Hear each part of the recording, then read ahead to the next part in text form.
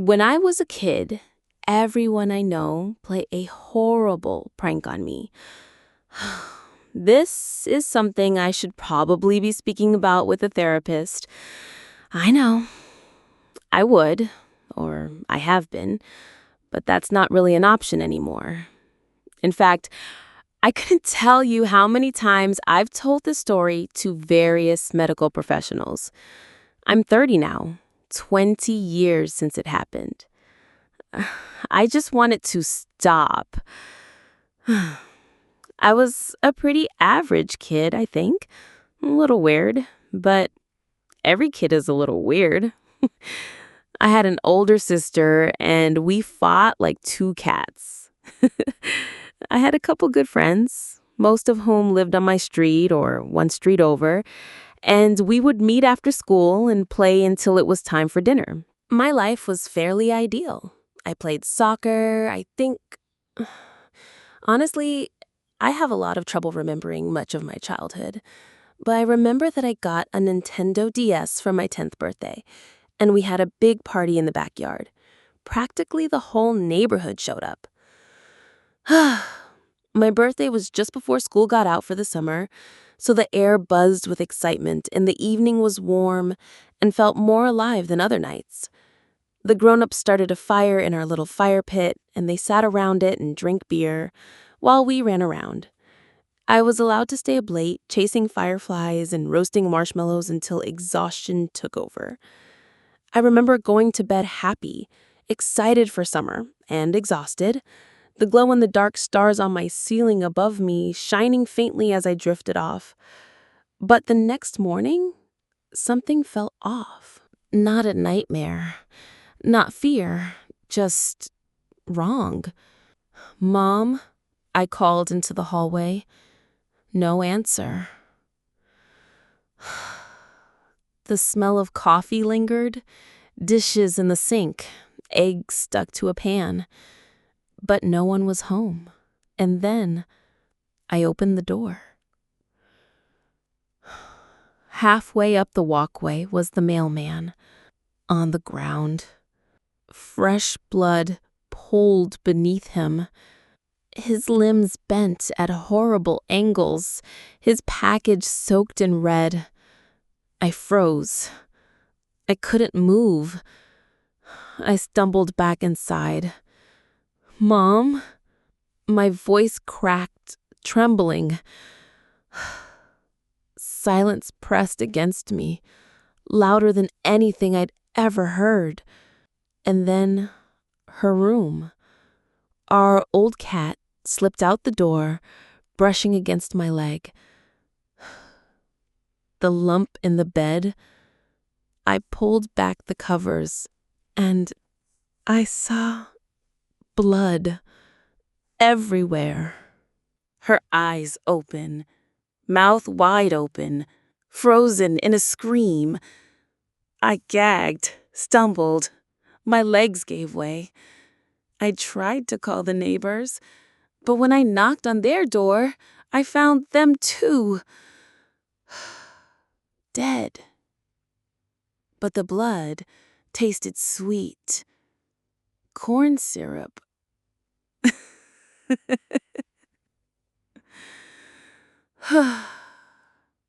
The whole town, my dad's work, everybody, every scream, every smile, mocking me. Blood that wasn't blood, organs that weren't real. And then my father, sitting by the cooler, blood streaming from his face. Smiling. I walked home in silence, climbed into bed, closed my eyes. When I woke up, my mom was there, smiling, making breakfast.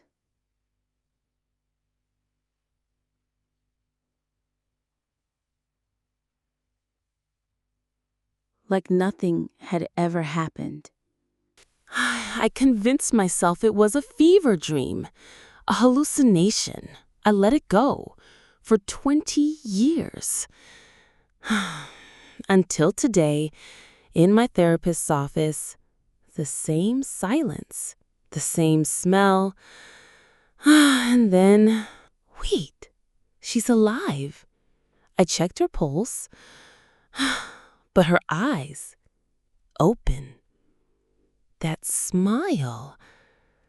Do they think this is funny? There is a reason why you should not burn witches. Let me preface by saying I have always been very honest about what I was. I've never had any shame with what I am, with what my mother was, my grandmother, and a long line of women stretching back to the seeming beginning of time. I am a witch. I have always practiced. I have always had power, and not once have I ever harmed another living being. Not ever, despite what anyone might say. Several years ago, I saw a shirt a young lady was wearing on a rare trip to town. It said, "I am the descendant of the witches you forgot to burn." That shirt made me laugh. I ended up buying one off the internet at the public library. I don't have the internet at home, you see. I have been a self-imposed hermit for decades now. It's for the best. I made a choice and I have to stick with it. Back in the 70s, when I was still relatively young, something dark came to our town. Even I couldn't ascertain where it had come from. Not even my mother or my grandmother or any member of our small coven could understand its origin. Regardless of where it had come from, it had come here. We first became aware of this dark thing when the first child went missing. The little boy turned up later, dead and drained and emaciated like a dried cicada husk. We were blamed first, because of course we were. If there was anything from rain to snow to someone with a bad case of acne, everyone in our town pointed a finger at us. Some did it in jest, some in habit, and some in outright and malicious hatred. Edith had been the first to sense the thing. I still remember that evening. We had met for tea, no witchy business at all. It had been a delightful afternoon tea, when the poor lady clutched her pearls and gasped like she'd seen a mouse. "Are you all right, Edith?" my mother asked softly. But I knew she suspected that was not the case, not with the way her eyes narrowed as she looked at the middle-aged woman. "No, dear heavens, something has come to our town. I felt it pass through like a cold wind down my spine. Something wicked." Tears were in her eyes as she spoke. My mother nodded and poured out her tea, reading her tea leaves while the rest of us looked on in anticipation. Her face was grim as she read what the bits of waterlogged tea leaves had to say. "My dear ladies, we have work to do," my mother said, standing, wiping her hands on her apron. And we got to work. Day and night, each of us using our particular talents to not only track the thing, but find a way to contain it. Constance read her ancient tomes and texts. Mary tracked the beast to its lair using her divination skills. My mother and grandmother had their spells and potions, and I helped. My skills were in dreams and their interpretation. I spent many days fast asleep in medicine-induced stupor to glean what I could about this interloper. All I could learn was that it was ancient.